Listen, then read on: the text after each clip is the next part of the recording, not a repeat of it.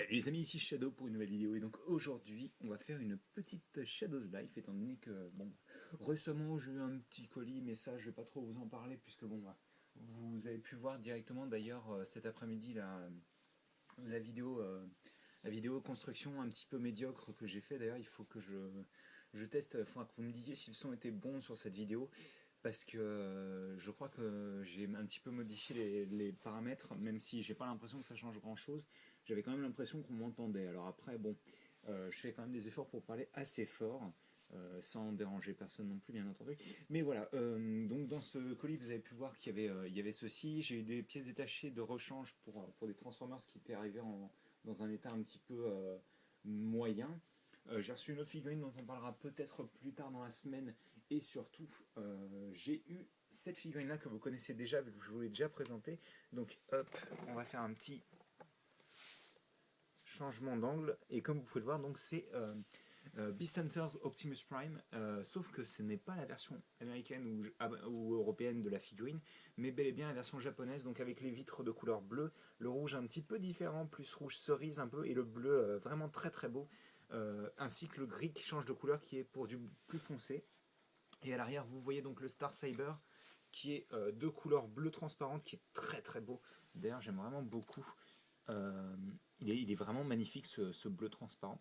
Vous pouvez bien entendu lui mettre en main, même si je crois que dans le dessin animé, enfin dans la série plutôt, je devrais dire, c'est comme ça il me semble, mais bon, on s'en fiche un petit peu. Moi je préfère comme ça. Très très bonne figurine. Que je recommande à tous ceux qui apprécient le design et le style, même si comme je vous avais dit pendant la review, les bras et les jambes sont assez vides, mais ça reste une bonne figurine qui malheureusement ne ressemble pas beaucoup à la série. Mais c'est pas pour ça que je vous parle aujourd'hui, étant donné que j'ai aussi, je suis sorti, j'ai trouvé donc celui-ci, donc vous avez déjà vu des vidéos dessus bien entendu, hein, je vais pas passer 15 plombes dessus. Je l'ai pris parce que je voulais pouvoir refaire mon Evo Strike Machine, là, comme vous avez peut-être pu le voir lors de la vidéo donc Alternate Factory numéro 8, si je ne dis pas de bêtises. D'ailleurs, j'espère que vous avez apprécié la 8 et la 9. Je crois que les commentaires ont été plutôt positifs sur les figurines. Enfin, voilà. D'ailleurs, je fais coucou à Nazmek que j'ai vu en commentaire pour Evo Strike Machine. Ça me fait toujours plaisir de pouvoir lui parler, enfin de le voir en tous les cas, de voir qu'il est toujours là avec nous. Ça fait super plaisir. Enfin voilà, donc hop, c'est pas pour ça que je suis là, c'est pour vous présenter ceci. Donc 3 sachets de figurines donc, de The Lego Movie, donc la grande aventure Lego. Donc j'en ai pris 3, je sais déjà ce qu'il y a dedans. Pour 2 d'entre eux, j'en suis sûr. Pour le troisième, j'en suis pas sûr. Donc on va les ouvrir maintenant, hein, on va pas perdre plus de temps que ça. Donc je les ai trouvés à Pickwick et bizarrement à Cultura qui a reçu les Lego 2014 et en plus à des très bons prix. Les prix officiels, voire des fois 1 € de moins pour les sets qui sont assez gros. Il me semble que j'ai croisé genre un set qui était à 28,99 au lieu de 30 €, donc ça m'a fait sourire parce que je me disais vraiment pas trouver, je m'attendais vraiment pas à trouver du Lego de qualité à bon prix et récent en plus chez Cultura, quoi. Donc je vais pas perdre plus de temps que ça. Hop, voilà, j'ouvre et je ferme les yeux et je vais peut-être, hop là, centrer la caméra. Et donc c'est absolument pas ça. D'ailleurs, c'est bizarre. Bon, c'est pas très grave vu que je le voulais aussi. Et oh là là, regardez-moi ce smartphone, quoi. Ça, c'est assez ouf. Je me suis basé sur ça, en fait. J'ai pas cherché plus loin, mais c'est pas grave. Mais je compte repasser demain. Pas au même endroit, mais à un Pickwick. C'est donc Bad Cop. Alors, je l'ai déjà, mais pas dans cette version-là, étant donné que, bon, vous avez donc notre petit... comment dire, notre petit corps entier de policier, donc avec l'imprimé et tout. Mais surtout, vous avez donc ah bah c'est sympa, la tête, même cette tête là est différente. Donc la tête méchant flic et la tête bon flic qui est super flippante d'ailleurs. Très franchement, wow. Ok d'accord quoi. Et donc bah ça les monotes on lui met en main bien entendu. Pour les 2 autres figurines j'étais sûr, hein. C'est vraiment celle-ci où j'étais pas certain de moi là pour le coup. Et ben, en effet j'ai bien fait de pas être certain vu que c'était le cas. Par contre j'aimerais bien que... Voilà merci. Parce que j'avais senti les rainures, je me suis dit bon bah c'est bon je peux y aller.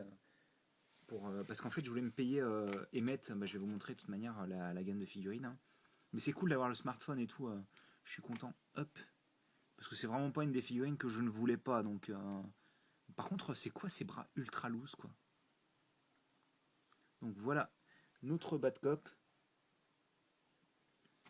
Hop, je vais le placer et je vais vous montrer les 16 figurines de cette collection. Il nous montre les figurines et tout. J'aurais bien aimé qu'ils mettent... je sais même plus comment il s'appelle, le petit gars de l'espace des années 1970. J'aime beaucoup d'ailleurs le bâton mâché de Vitruvius. Et je compte le faire, celui-ci. Je compte le faire probablement début février, à mon avis, quand Loser Killer commencera les The Lego Movie. Que comme je disais d'ailleurs, on a filmé, mais moi je suis déjà rentré quoi, hein, dans l'idée. Donc on a notre pin-up qui n'est pas un robot. On a euh, Monsieur Business, je me souviens plus comment il s'appelle. Sûrement Monsieur Business, Lord Business, voilà. Euh, c'est quoi qu'il a dans les mains? Ok, ça doit faire partie du film. Je vois qu'il y a marqué Octane. Donc on a Emmett avec son casque et une tête différente, il me semble. Je sais plus, je crois que. Ouais, il me semble qu'elle est différente. On a Cool Tag en version gothique ou robe, je suppose. On a le président, j'ai jamais son nom, enfin bref, avec le chapeau, la barbe et tout ça. La dame, l'espèce de nerd, on dirait, c'est bizarre. Le nerd assez âgé avec les cheveux gris. On a Hamlet, très cool, je vois pas trop l'intérêt, mais ok. Donc le policier que je viens de vous montrer. Euh, Sûrement une des coéquipières de Emmett. Un gars du café. Une standardiste robot. Un Mexicain, ok, Mexicain. Un mec avec des pantalons en plus, ce qui est assez marrant. Ça a l'air d'être un petit peu le sidekick rigolo, comme dans Lego City Undercover, un peu. Le mec qui a un truc bizarre, je sais pas si c'est censé être une barbe ou quelque chose, ça, mais bon, c'est un peu spécial. Le panda et la sirène. Donc, et on va pouvoir continuer donc notre ouverture de sachet avec le second, dont je suis sûr ce coup-ci, donc pas de surprise bizarre. Je vous avouerai que j'ai pas eu trop le temps de vérifier mes sachets au hasard, comme dirait notre petit sub international, parce que notre petit sub il est international et il bosse dans 17 pays différents. Non, je plaisante. Bon, d'accord, j'arrive pas à l'ouvrir, donc ce sera très moche. Je ferme les yeux. Hop. Ça veut pas sortir. Je regarde pas, je regarde pas.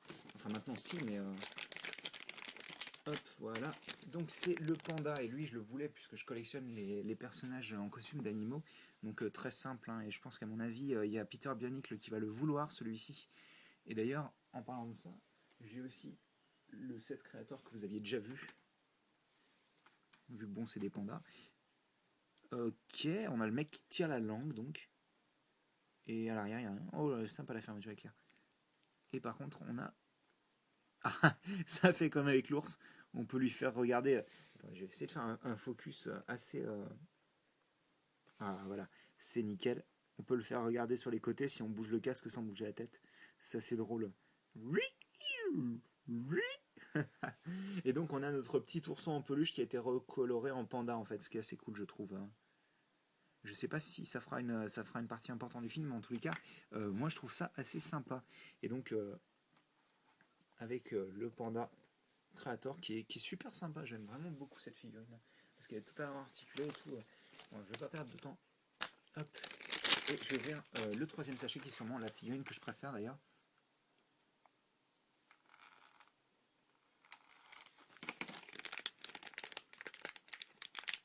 Ça veut toujours pas coopérer, c'est ça? D'accord, bon, bah écoutez, je vais pas. Je garde pas les sachets. Hop. Voilà, bon bah j'ai tout sorti. Plus de surprise, donc c'est Cool Tag en version gothique ou une robe de soirée, je suppose. Euh, une figurine que je voulais absolument parce qu'elle est vraiment très jolie, je trouve. Donc on a et Cool Tag a l'air d'être un personnage vachement sympa en plus dans le film.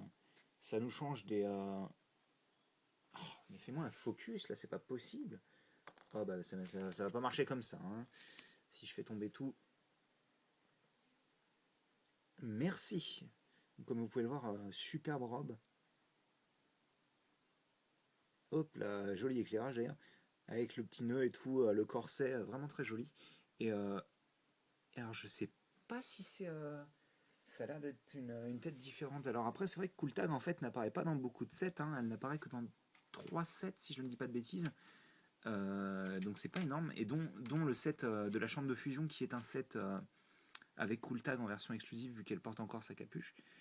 Voilà. Et donc notre petit éventail donc, qui vient avec la geisha de la série 8, je dirais comme ça, de tête. Voilà. Très très belle figurine, sûrement une de mes préférées je pense.